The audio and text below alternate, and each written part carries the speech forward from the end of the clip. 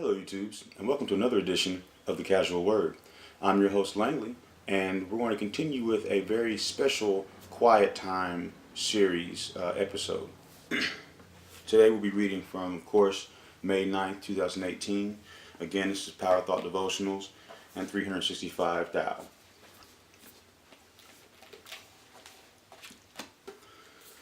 God wants to bless you. The Lord is my shepherd, to feed, guide, and shield me. I shall not lack. That is Psalm 23, verse 1. Being able to maintain a good attitude during times of suffering is a virtue, and it is important, but continual suffering is not God's will for anybody. The Apostle Paul said he had times of being abased and times of times of abounding. We will go through difficulties in this life, but we can and should expect God's deliverance along with the return to the abundant life. We must never see God as a stingy God who would withhold something we need. Certainly there are times when we don't get what we want when we want it. But if that happens, God has a reason. Perhaps the timing isn't right, or we're not mature enough yet to handle it. Or he has something better in mind. But it is never because he doesn't want us to be blessed. That thought simply is inconsistent with who he is. The power thought is, the Lord is my shepherd, I have all I need. And that's from Joyce Meyer's Power Thought Devotional, 365 Days. Now we'll get into the Ding Ding Dao, 365 Dao. This is titled Uncertainty. Kicking a pebble by the side of the road, watching it tumble pell-mell, chance and randomness become order. There is chance in this world. Things happen randomly. When a pebble is accidentally kicked down the hill, there was no arrangements. There was no plan. It simply happened, and a colliding of bodies. Some people argue that there is order to this universe, asserting that God doesn't play dice. What is the relationship of order and disorder? We might say that randomness becomes order. There might be an overall framework to things, like procreation, for example, but within that framework, we have the random combination of cells that accounts for the vigor and creativity of the system. By the same token, we have some constants to a system, such as gravity. But within the constraints of that system, there is chance. One wonders if this means that everything tends toward disorder. For this to be true, there would have to be order in the first place. Where did it come from? How was it imposed? Or why? Or was there always disorder and chance inherent in the universe? And did they somehow become part of the fabric of reality? Those who follow Tao say that there is no definitive way to resolve this question. They are more interested in accepting the fact that there is always uncertainty in the universe and working with that. For them, incorporating uncertainty into life is at the heart of Tao. That is when they feel the most human. These really stuck out to me today. Obviously, you guys who've been following my posts and know what's going on with Kate know that it's been a very rough couple of days, almost 2 weeks now, I guess, between her and another friend of mine being in the hospital for an overdose, and the editor of The Loafer passing away, and people, wrecking on motorcycles. I mean, it's just been one thing after another here lately.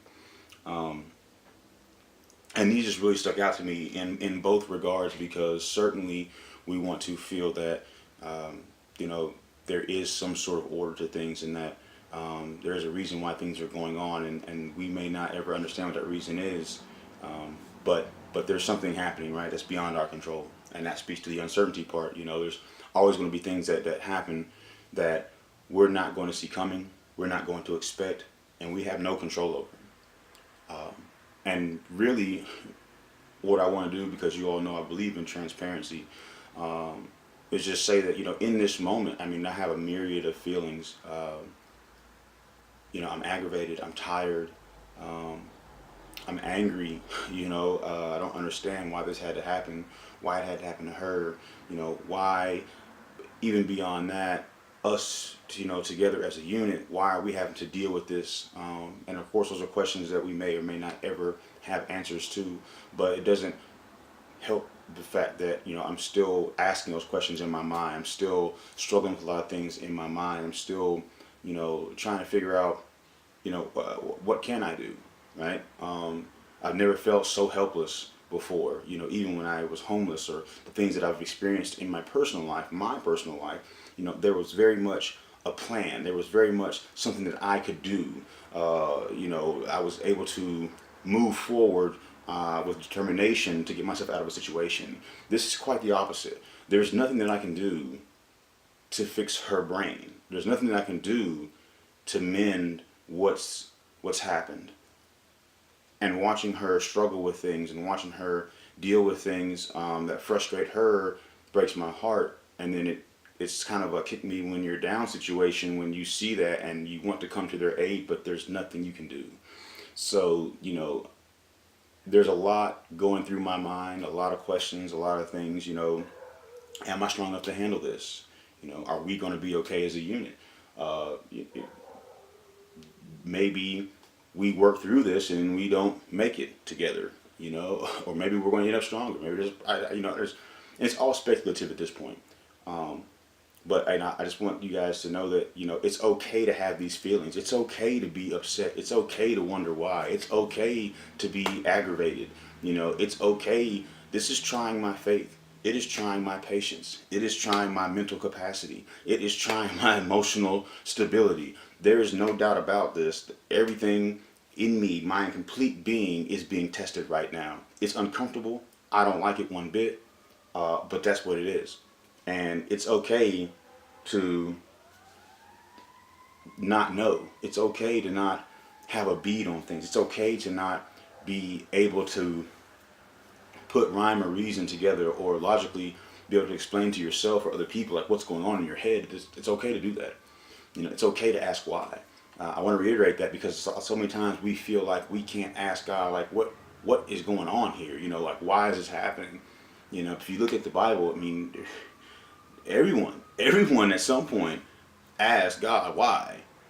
Everyone at some point faltered in their faith. Everyone at some point didn't know if they could do it any further or any longer. So don't feel bad for feeling that way. Don't feel bad. It's you just got to work through it. It's one day at a time, one conversation with God at a time, one conversation with yourself at a time, one conversation with other people at a time, and that is really all you can do, because there's no guarantee, and this is something that really put things in perspective when we found out how long she had been having like these little mini strokes. There are so many times she could have went to bed and not woke up.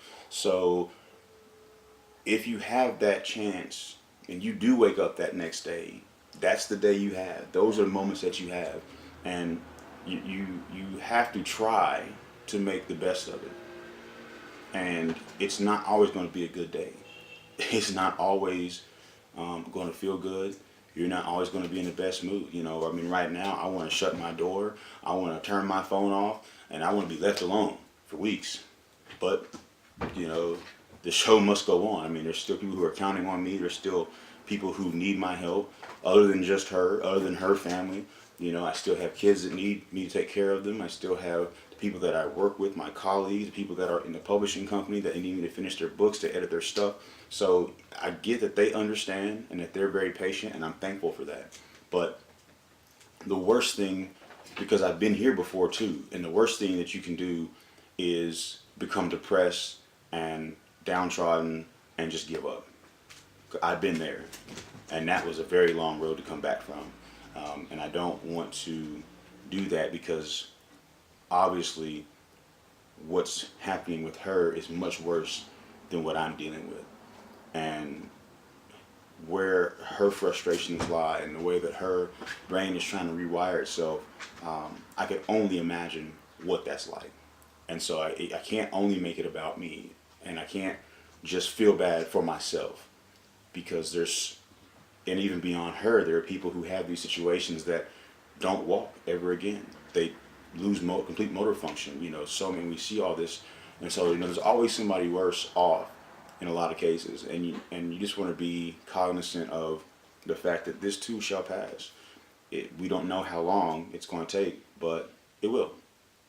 So that's my silver lining and word of encouragement. I am by no means in the best shape, but all you can do is try to look at the good qualities and the good possibilities, and have optimism and hope, and have faith that things will get better. So this is your quiet time, guys. Think on those things. You know, you're not alone in your feelings. You're not alone in your emotions. It's okay to feel them, and just work through them, process them, and it'll get better. So this has been your quiet time again, guys. Just a casual word. I'm your host, Langley. Till next time, stay blessed.